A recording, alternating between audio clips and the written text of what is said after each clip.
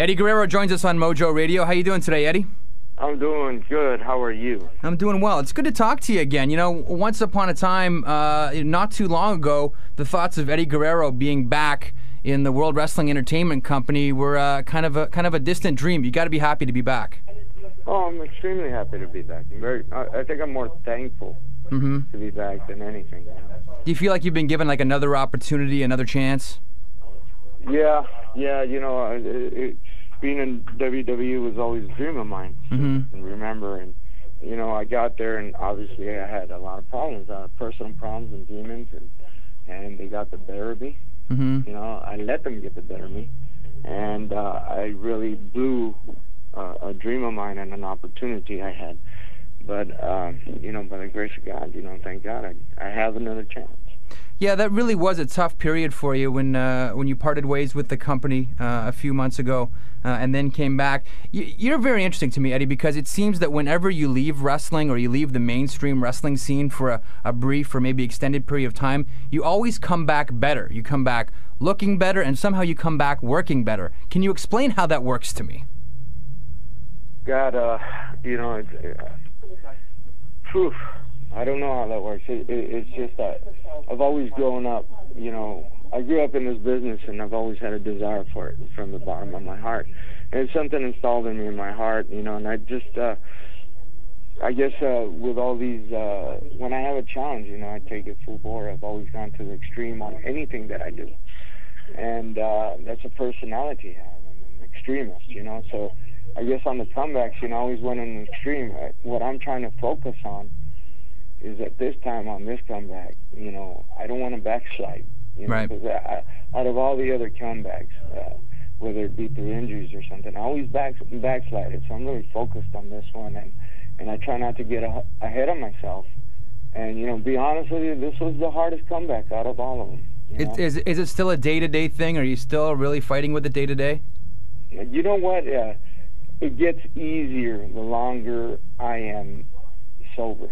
You know, that battle gets, you know, I get a little stronger. Yeah, I have some bad days, but it's nothing to go and get messed up or drink or drug over. You know, it does get easier, but I always got to remember that the day that I get confident, that's the day, you know, that I'm in a lot of trouble. I can never be confident of this. You know, this is something that's going to be with me for the rest of my life. So yeah, and you got to take life day by day anyway. And one of the keys through all of that is, as we've talked about a number of times in our program, is staying humble, is making sure, you know, the highs aren't too high and the lows aren't too low. We know you travel with Chris Benoit when you guys are on the road. Does that help, having that very calm, sane influence on your life? Oh, Chris is great, man. You know, I've expressed this before, but he's like a brother to me. You know, Chris, when I was going through this hard time, and through any time that I've gone through, you know, where people, society points the finger at you, you know, and they label you, and Chris is not like that, man. He sticks by me, he motivates me, he supports me, you know, and he knows that it's a new way of life. He knows I can do a lot of stuff that we used to do. He supports me, you know, and he respects me on that. Now, he doesn't try and be my recovery, which is good, but he does respect and support me, and I love him for that, man. He's awesome. He's awesome. It's gotta be a good feeling also being on a roster where not only can you know hang out with that guy and hang out with your best friend, but actually work with him as well. Through all the years, I mean, you've worked with Chris Benoit all over the world. You know, you're well documented working together in WCW and well documented working in Japan. Is it any different, or is it always the same working with Chris? Chris, I don't know. You know, we have that, you know, that bond, that brother bond. You know, we really get along and we're real tight. But at the same time, you know, just like siblings, you have that sibling rivalry, that little fire inside you that says, you know, come on, I'm going to take it to the next level, or I want to take it to the next level. Are you going to keep up, or are you going to pass me? And when you pass, you know, if you pass me, it's like, oh, okay, well, it's on now, you know. It goes back and forth, you know. I know with Chris, every time I meet him in the ring, work against him, he brings the best out in me. You know, even when I was in in my addiction, when I wasn't physically, mentally, and spiritually there, he would still try. You know, I gave the best that I could because that's what that's what he expects of me, and that's what I want to give him. Mm-hmm. You know, and now that I'm healthy and all that, man, I can't wait till I get in the ring with him again, against him again. But you know what? He's not where he's supposed to be as far as like the comeback. You know, it's going to take him a little bit of time. He's awesome. Don't get me wrong. To me, I don't say this because he's a good friend of mine. I know a lot of avid fans will agree with me. To me, if he's not the best, he's one of the best in the world. Yeah, I think bell to bell in the last 15 years of the industry, top to bottom, he's been the best guy around the world. Yeah, he's just a complete package, you know. Yeah. He's got it all. One of the, you know, while you were off, away from the WWE spotlight, I knew that Eddie Guerrero was coming back when I saw a tape of New Japan Pro Wrestling, and it was you with guys like Minoru Tanaka and Silver King, and you had the great look, and the work was back, and the crispness, and the energy was there. Talk to us a little bit about going back to Japan for another tour with New Japan Pro Wrestling. Oh man, that was great for me, you know, and just it put some more fire back into me. It got me back to basics, some more mat wrestling. You know, got me. I had a big doubt if I could still do this or not. Mm-hmm. If I could still produce to levels that I had produced before.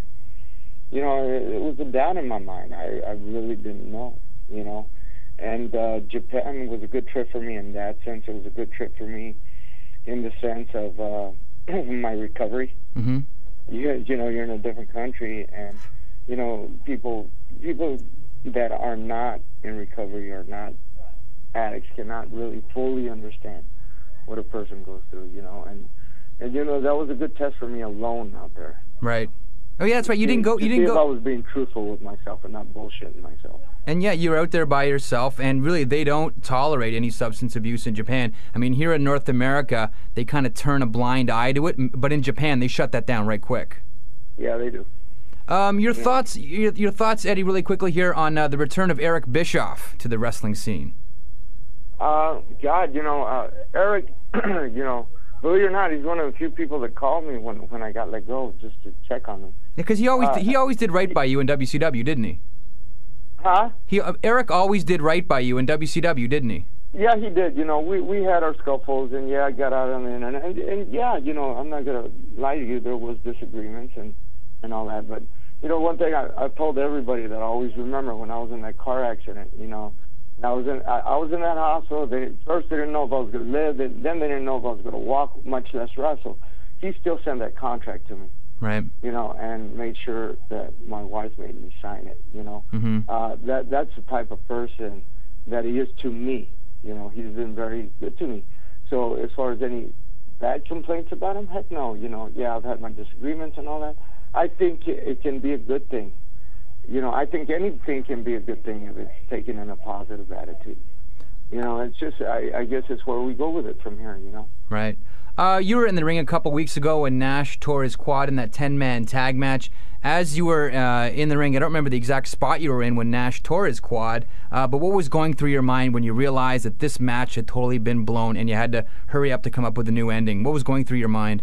Well, the first thing is, all right, you know, cover up, you know, keep going, don't panic, you mm-hmm. know, or don't let anybody else panic, you know, do what you got to do and get the job done.